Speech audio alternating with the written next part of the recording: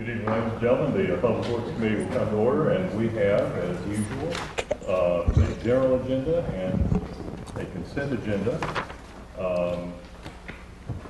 Normally I would ask for any items that need to be pulled, but I'm going to pull item C1 for a question.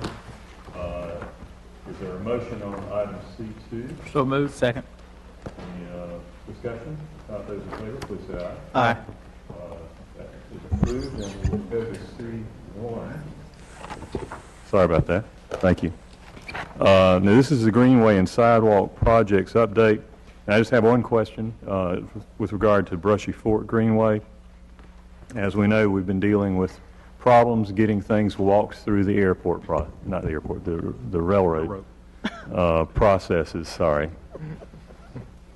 for several years now. And I'm just interested in what the status of that review at the railroad is this week, please. Currently, we have the first draft of the flood study that HDR is performing for us. We've been reviewing it and have noticed some items that we don't think they've done completely correct to satisfy the requirements. So we're marking that up, and we'll be sending it back to them to make the changes. Once we have the final draft of the flood study, it goes to the railroad for their approval.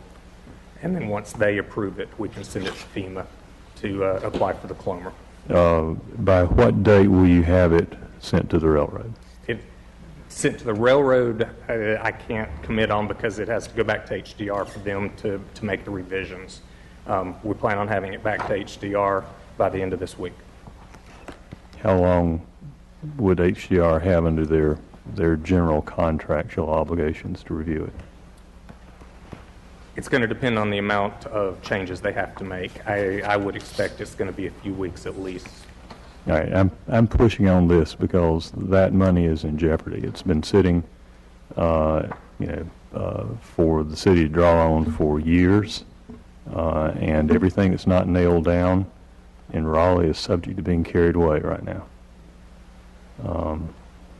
So I'm going to ask on a weekly basis. We will make sure HDR is very aware of the time sensitivity of this.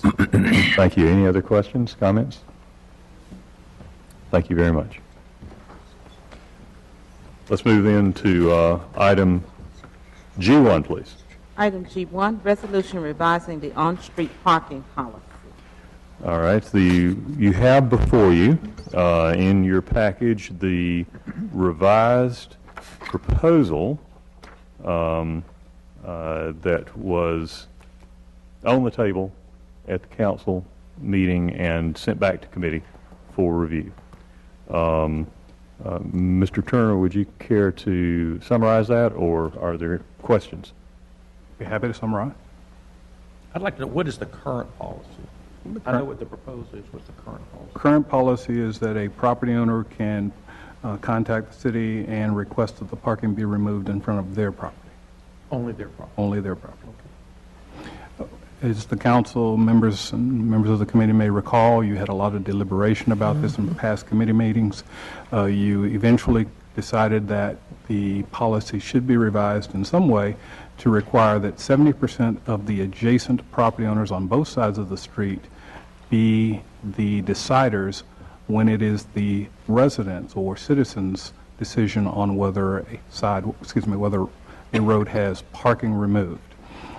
Staff still retains the authority to remove parking for safety or traffic operations reasons, but if the citizens want parking removed for their own benefit and there are no safety or traffic operations issues, then the decision the committee has made thus far is that 70% of the adjacent property owners would have to agree to that. The question that the committee still has to resolve is whether that 70% is just property owners or whether it is a combination of property owners and renters who are residents of those properties. Be happy to answer any questions you have about the two options. Yeah, and basically you have in your packet the two options, one that just talks about property owners and one that talks about having a process for splitting the vote if you've got a rental property. Page 1 in the packet up here at the top of that paragraph that starts streets with a road width of 26 feet or greater, et cetera, is the property owner only version. And you flip over on page 2 and you go down to the bulleted paragraph. That's the same policy, but with the provision for splitting the vote between the property owner and the renter, if any. Did I get that right? Okay. So either of those versions is before us for consideration, and Councilmember Light, your hand up. Well, I answered my own question. It helps to read what's in front of you. But I go back to some of the way we resolved traffic calming and other community sorts of questions like this, that it is, in fact, the property owner that needs to be the decision maker on it. All right. Councilmember Montgomery, and then Councilmember Clark. Yeah. For me, again, I know discussion came back from council. I know Councilmember Taylor had in terms of looking at how the renter could be engaged in that, and I was moved to having the conversation, but I still feel on the point that the property owner should be the one who has the ultimate choice. Even if they're renting the property out, the lease has a term, and it's going to end. But the person who owns the property is going to be responsible for that property for the foreseeable future unless they sell that property. And so that's the reason I land to the property owner being the one to make the decision on that, unless there's a constructive way to do that otherwise. Councilmember Clark. Two things. I noticed on the first one, it says property owners are the folks in the affected block. I'm assuming the second one would also be the affected block. Yeah. Correct. Okay. Second question, is it easily determinable if a property is rented or not? Do we have records of that? How would we know who's renting and who's not? We don't have good records on that. We would rely upon the resident to indicate. But we would, quote, mail ballots to the owners address. of record or the residents? Well, depending on which option the council chose, we would mail the ballots, if you will, to the address on the street or to the tax office address. Just my 2 cents, I do believe it ought to be the property owners. I think renters are very transient, and the property owners, the person has to live with the decision long term. Councilmember Taylor. Well, I guess this came back to committee because I did have some concerns with the proposal as it was presented. I did abstain from voting in committee. I certainly believe that if you live in a community, those who live in the community, whether you're a renter, whether you're an owner, you should have a voice or a say in what goes on in that community. I think it is no secret that there are property owners that do not live in the city of Winston-Salem, and they live in somewhere in Timbuktu or wherever the case may be. I think the resident should have the ability, and what I'm trying to do is not limit someone's voice. I think the property owners should have a say, but I also think the renter should have a say. So I propose that each individual household receive 2 votes, 1 vote for the property owner, 1 vote for the renter, and in cases where there is no renter, the property owners get 2 votes. Again, I think just saying only property owners limits people's voice, and I know that's something this committee has not been and will not be committed to do. I don't want to take anybody's ability away if you're a property owner, but I just want to give everyone a voice. If I'm a renter, I can think of Councilman Montgomery is aware of, right across from my church, is a lady, she goes by Mother Gentry. And she's been living in this community for 20, 25, 30 odd years. And she's a pillar of the community. And I think she's a good renter. And she should have a say in who parks in front of her house or who parks or doesn't park in her neighborhood. There are good renters and there are good landlords, and then there are bad renters and bad landlords. Whatever the case may be, everybody should have a say. I think that will be the equivalent of all of our council members here at this table, one of us not being able to vote on a particular issue because you believe this or you don't believe that. In any situation in government, everybody should have a voice, and it's just, that's my opinion. Councilmember McIntosh. I wonder about the effect of non-participation by renters. If you do not vote, it's counted as a no vote. Yes. Correct. How does that affect Because in my experience with parking situations in the Holly Avenue neighborhood, when we went around to canvass, we got zero participation by renters. Does that skew the vote inordinately? I don't think it skews the vote. I don't think it skews the vote. Comments, Councilmember Adams? I agree with Councilmember Taylor on this. I just believe that, again, particularly a lot of our communities in the inner core, a lot of the inner core communities are rental properties. And a lot of those people that live there, like he said, have been there 20, 30 years. To them, that is their home, that is their property, and I feel like they should have a voice in it. I agree with Councilmember Taylor. Councilmember Montgomery? I just make one more comment on this. And again, whatever the majority of us decide on, I'll be willing to support it. Because as I've mentioned, this is one I'd rather us go ahead and get done, just because I know I have areas that this is cause an issue the way that the ordinance currently is written. But I look at it this way: whether you're looking at an apartment complex, if you rent an apartment complex, as a renter in that apartment complex, you and you alone, as a renter, don't get to dictate in terms of how things happen, just as an individual renter within that. Now, if you're in a condo and you are, in that sense, as an owner, in that sense, you have a voice in how things happen within that, because you are a physical property owner. And I think that that's the same picture that we look at when we look at individual single-family houses being rented, or whether or not they're being owned. That it's the same type of dynamics that we would look at in those areas. Same way, again, if you go rent a car from Enterprise, you rent the car, whether you keep the car for a year and you keep renting the car, you can't come back and you've painted the car a different color. There's just certain rights that come along with owning property and renting property. And I think that we just should be cognizant of the fact of that. One last comment. We can discuss this all night. Yeah. I think in the end of the day, it's not going to make any difference, because to get 70% of the people to agree what day of the week it is, It's going to be hard. it's going to be difficult, Yeah. because I think you could get a lot of No votes. unreturned ballots. I think you hit it on the head, Councilman Clark. It's not the amount of votes, it's the 70% that we're looking at. I just want everybody to keep in mind, we're not talking about a community that has all owners and one renter. Several neighborhoods over the last several years have started to transition from all property owners to virtually all renters. Absolutely. We can all think of, for example, the Easton community. There's still some property owners that are holding on to that community, and they won't leave. They want to see everything the ship righted. But other than the few property owners in the community, there are 5 people that own all of the properties, and some of them don't even live in the city. Absolutely. And I just think if you live in the community, as I've said before, you should have a say in what goes on. And this proposition is not intended to limit anyone's voice. And that's what we're doing. Do we want to limit people because of their financial situation or not? And I think everybody should have a voice. Motion. Well, I'd make a motion for the alternate language that allows prohibition to be voted on in the 70 percentile for renters and owners. Is there a second? Second.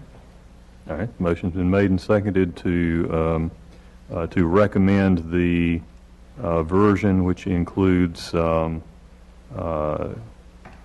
participation by the property owner and the renter, if any. Discussion. All right, those in favor, please say aye. Excuse me.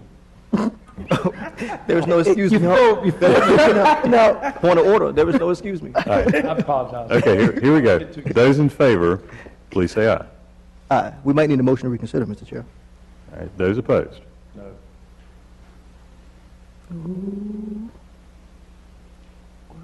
Councilmember Montgomery? You hadn't gotten to the next All right, one. Abstain. okay. I'll vote aye. We'll send that version to the council, and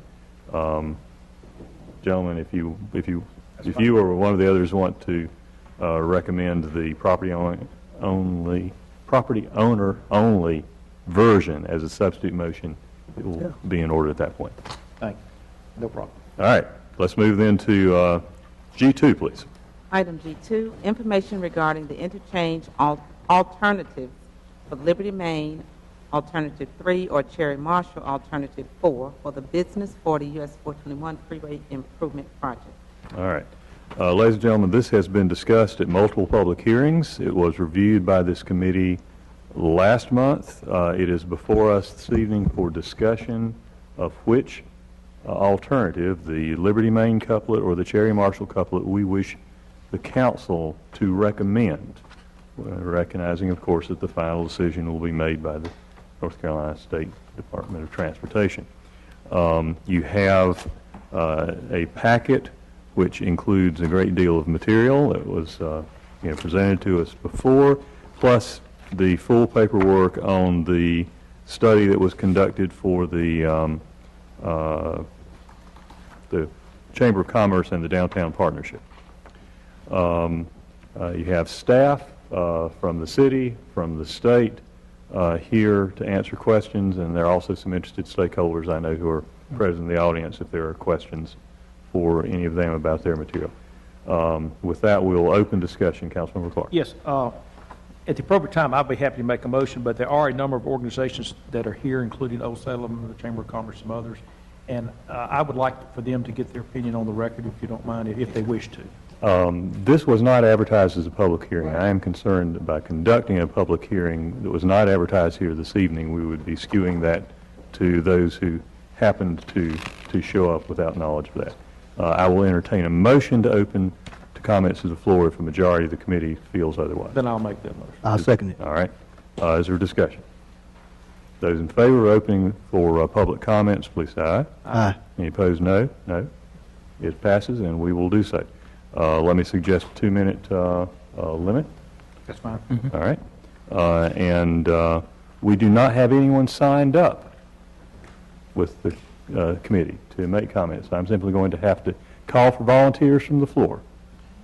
Should the council have a chance to? It was recommended before we went into council discussion. Council will have the final say. Let's get folks who wish to be heard further to come up and give us their 2 minutes. And I recognize the president of our Winston-Salem Chamber Well, of Commerce. thank you. I think most of the group elected. And for the record, Anderson, I have a new 411 West 4th Street, Winston-Salem 27101, and I think most of the group elected me just to tell you who in the group was in favor of which alternative, Thank but you. one or two others may wish to speak, so I'll be extremely brief.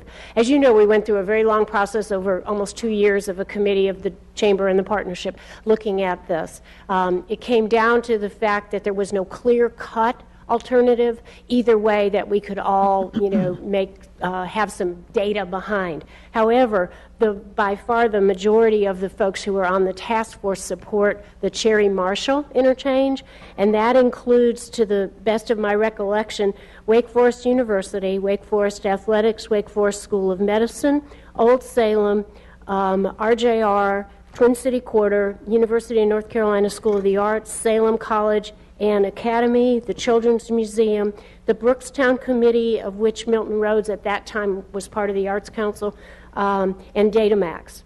The primary folks who supported the Liberty Main were the DASH and what I'll call the Broad Street group that John Reese with the new development there at 4th and Broad Street.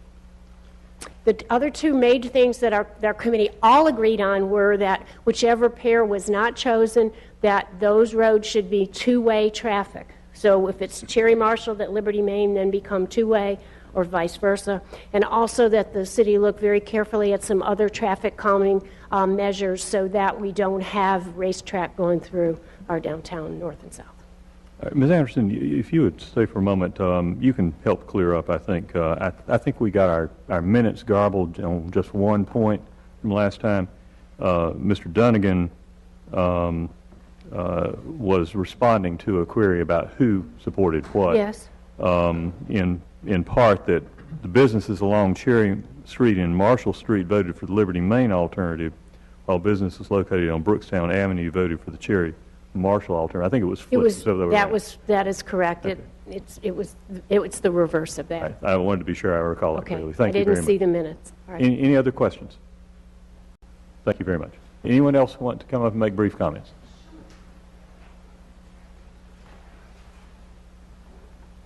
Hi, I'm Reagan Folan, and I live at 2020 Buena Vista Road, and I'm here representing Old Salem. I thought I might just share with you about 5 key points that have to do with why we've been supporting Cherry Marshall as an alternative. Both exits fall in the South Ward, but we really feel like this is a citywide issue that will have a lasting impact for decades. And so we only really have one chance to get this right. And you might think that Old Salem would rather see Liberty Main because it brings people right to our doorstep, but we've really tried to take a really holistic view and look at what we really felt was best for the city and our downtown landscape in totality. And so we really feel like the biggest issue here is connectivity. We've been fighting as a community to get across 52 and 40 for decades, and we now really feel like this is our opportunity to unite our downtown and do that in a way by uniting this cultural corridor that goes from the south to the north, from Old Salem, Salem Academy College, School of the Arts, all the way north into downtown. These city gems need to be really back on the urban grid. We call it all part of downtown, but putting those exit ramps and all that concrete on and off Liberty would really forever divide the southern part of downtown from the northern part of downtown and make us really less pedestrian friendly, bike friendly, and so forth. Cherry Marshall is more centrally located, providing the most direct connections to hotels, convention center, parking decks, central downtown, out to Wake Forest, the Coliseum, BB&T Field. This street pier has always been viewed as the major north-south connector from Business 40. We really feel like the new Salem Creek connector is going to be the primary access into the southern part of downtown. And we really expect that that's how our visitors and any visitors to that part of downtown will get to us. Cherry Marshall does provide access to more developable land. Boy, oh boy, that was hard to get out.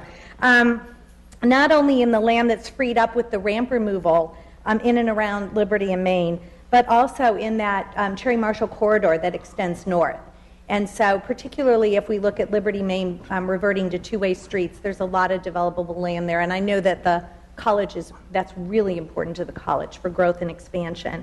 And in addition, the Cherry Marshall alternative is less expensive by about 10%.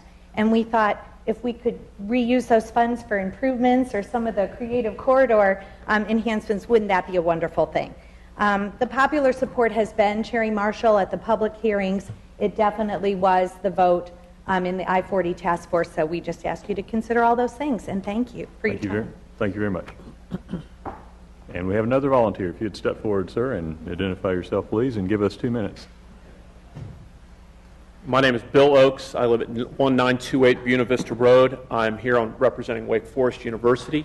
The university, the hospital, and the athletic department were not very much involved with the task force, but wanted to make sure that we reinforce that without question, without any question, we support the Cherry Marshall alternative.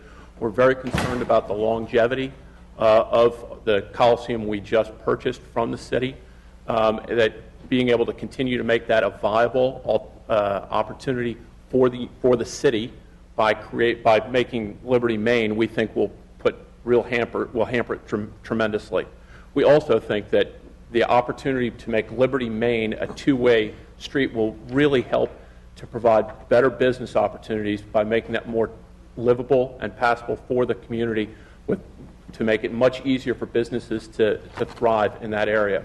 I also represent the Winston-Salem Open, the professional tennis tournament. The tournament itself has the same exact issue. We think that that a Cherry Marshall alternative is much preferred. Liberty Main will hamper access to the tournament and to the Coliseum and to the area around BB&T Field. Thank you. May I ask, before you go, what leads you to the conclusion that the Cherry Marshall couplet will be better for facilities that far away from downtown? The alternative of Liberty, Maine will provide a non-direct route. So the current, what I've seen was that how do you get from 40, Business 40, to BB&T Field or to the Coliseum? You cannot go direct up Cherry Marshall. The alternatives that I've seen have included trying to make Cherry Marshall a two-way street. Well, how is that interchange going to occur at Northwest? That seems to be very convoluted. The other part is you're going to have to take a circuitous route up Liberty or Maine to be able to get to the Coliseum. You're going to have to take many more turns. It's not going to be very, very business friendly and very friendly to our constituents and our spectators that are going to try to make their way up there. Cherry Marshall is a direct entry and exit. Ingress, egress, and I think we can see by even some of the events that we've held in town, including the Elton John concert, that if you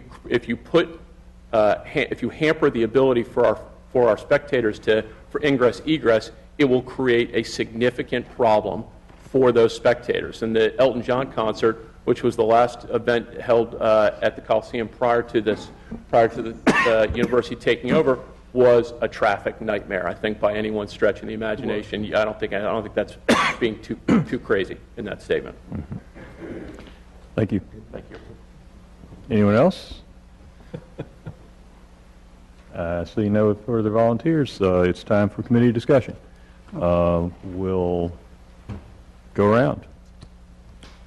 Are there any changes in what we're seeing here tonight from what we've been seeing all along?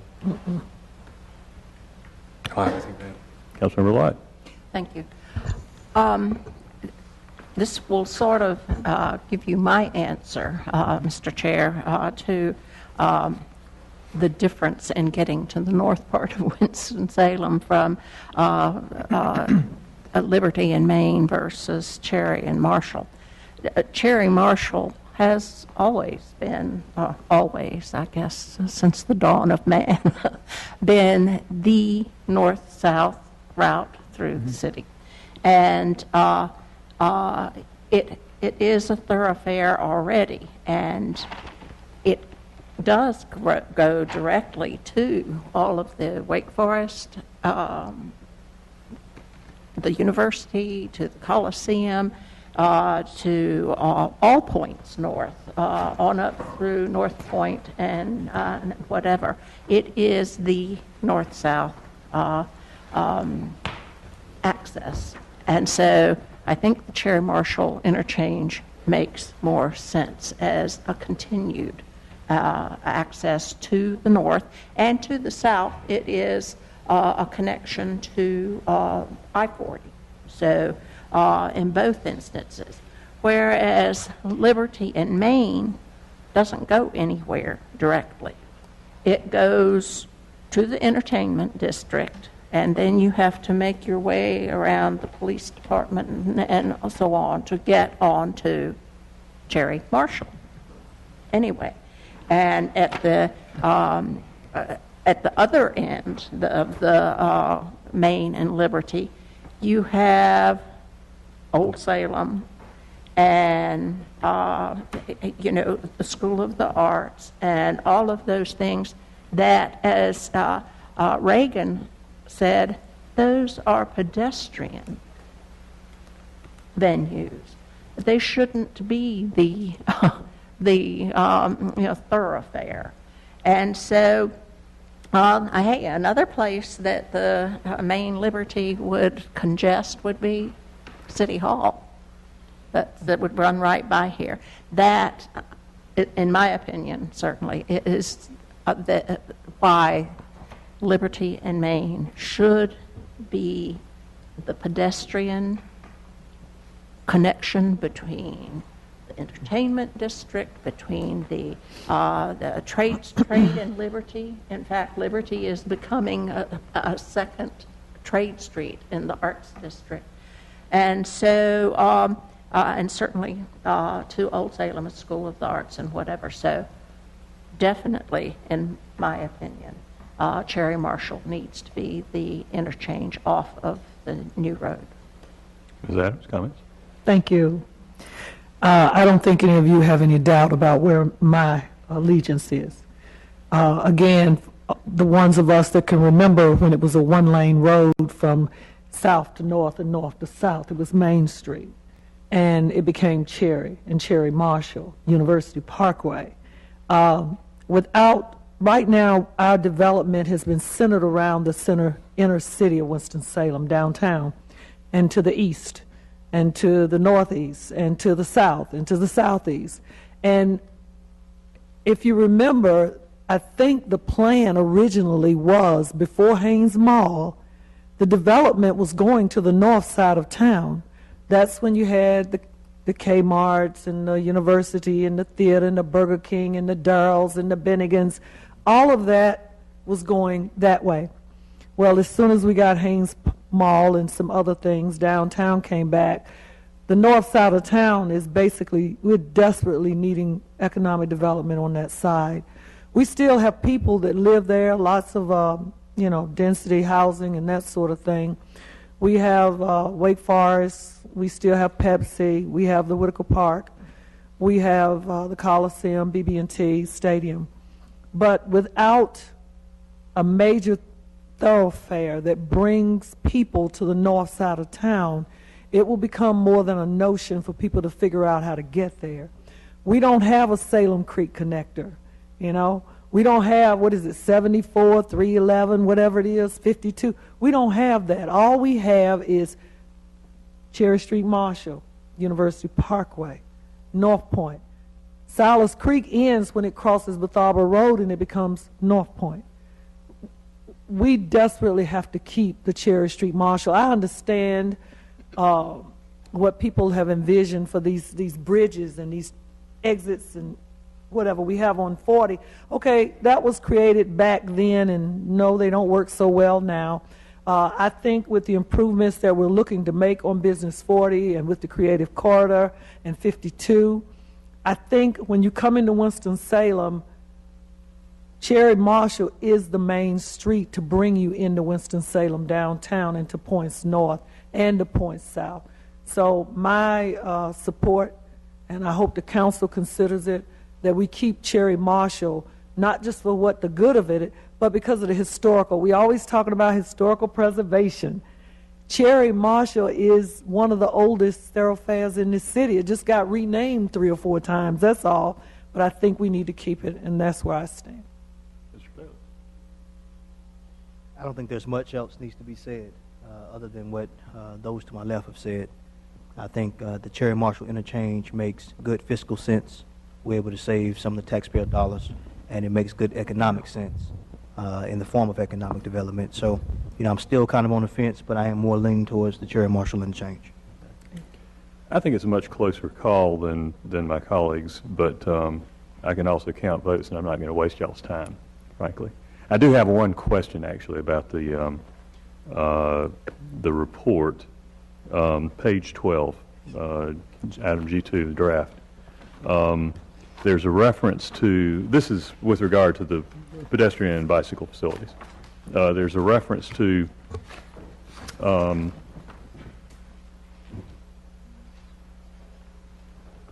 the bicycle and pedestrian facilities found in Table 18. Shouldn't that be Table 17? What page are you on? 17. Page 12. On 12. 17 is At the bottom of the paragraph, Yes. I have 17. Well, the first line references Table 18. So yes, it should, I'm sorry, both references should be 17. You're Okay, correct. just want to make sure I wasn't missing something.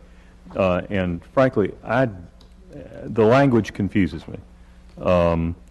That final sentence says, pedestrian bicycle facilities on the preliminary design plans do not reflect the proposed accommodations.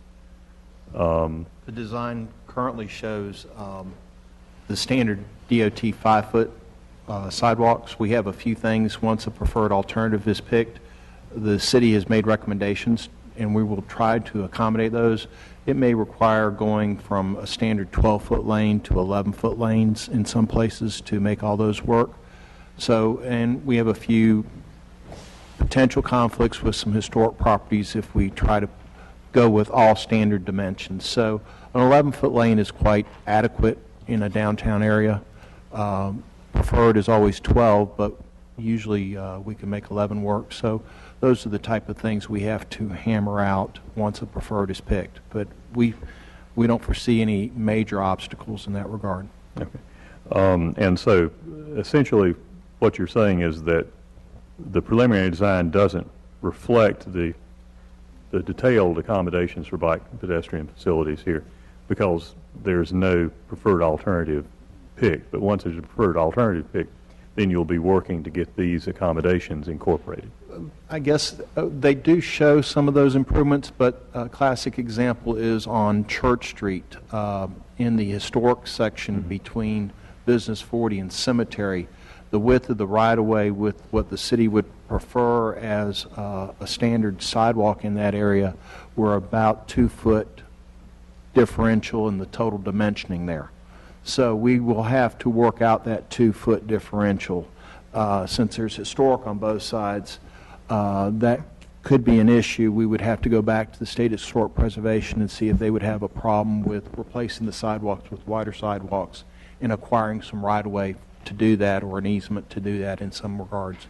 So those are the type of details I'm talking about. These are minor issues comparatively, but we are still showing a shared, a dedicated bike lane in that area and 2 travel lanes and sidewalks. So the plan does show it.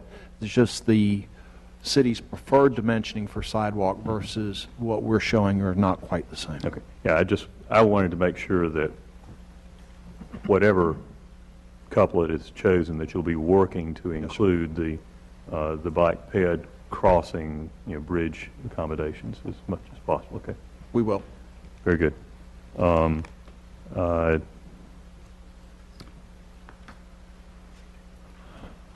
Thank you. Mr. Clark.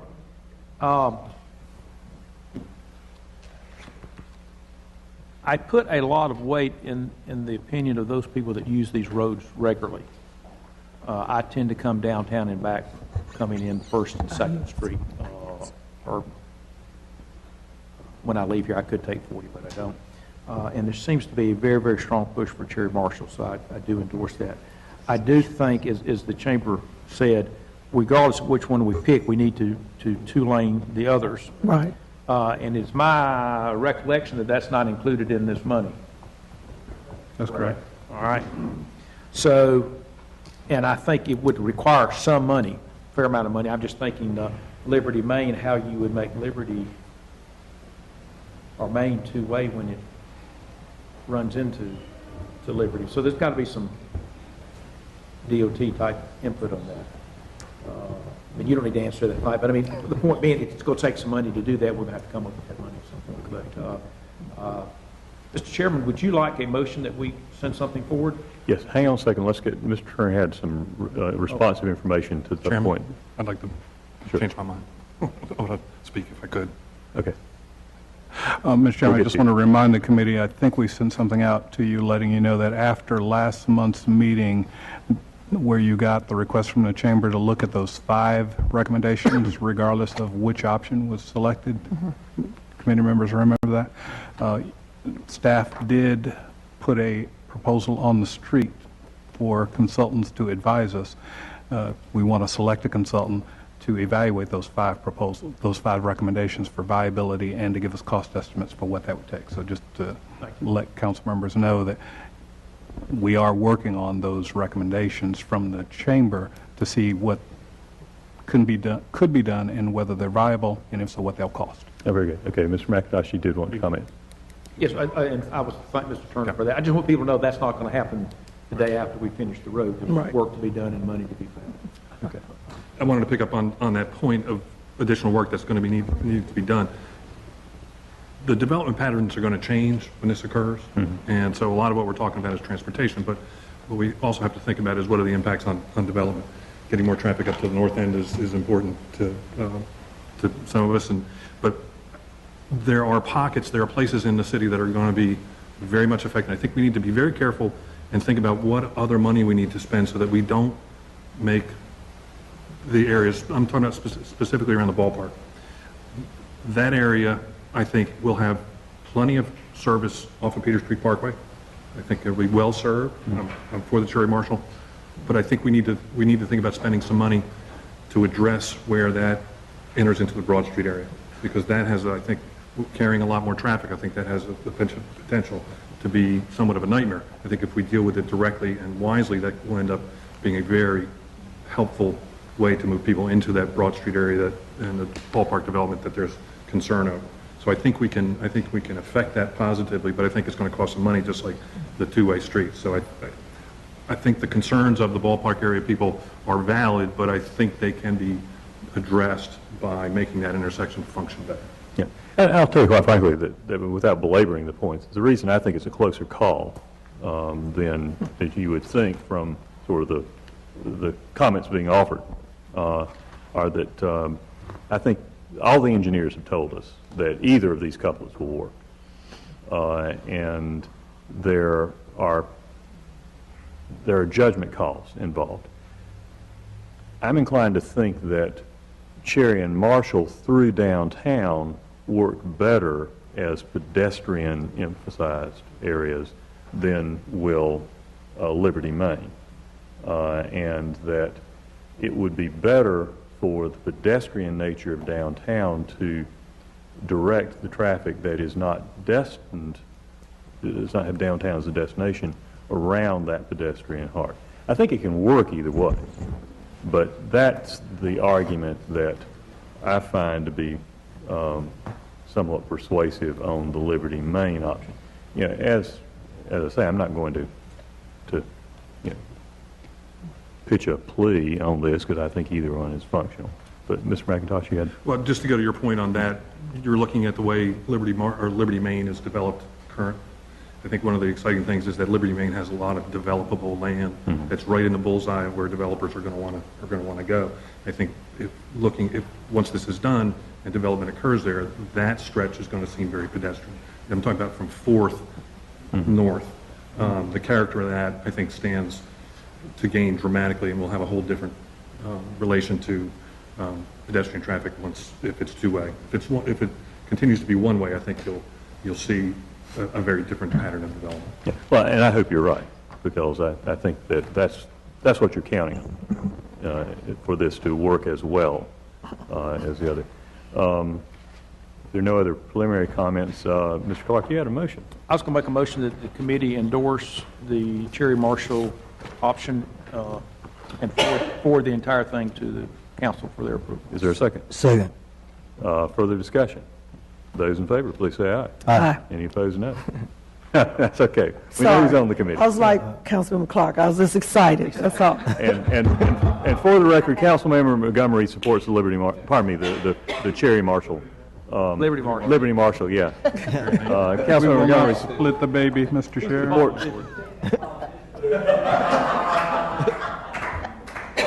Y'all are going to get me in trouble. Councilmember Montgomery supports the Cherry Marshall alternative as well. So this will go forward to the council for discussion and decision at our next meeting. Mr. Chairman, just to pass along a plea that I anticipate from NCDOT. They really would like the council to make their decision at next week's meeting, and hope that it won't be necessary to bring it back to committee. I don't anticipate that it will. Can I have one last comment? Mr. McIntosh had a very good point about the ballpark, and I believe, I'm looking to our statement, construction maybe 2016, 2018? 2017, 18. We're still shooting for May of 2016 as a design build letter. Okay, so that gives us enough time. We might be able to look at, because you're right, that area where Peters Creek and Broad and Second all come together is kind of mishmash. It would be good if we could look through all that and see if we could have that come at a similar time that we do the other. I don't think it's any better if you have those ramps on a Broad Street. I think it just confuses it more. Yeah. It's a mess now, anyway. Yeah. All right. And there are no other items on our schedule this afternoon? No. Okay. Greg said no. All right, since there is nothing else on the committee's agenda today, thank you very much. We are adjourned.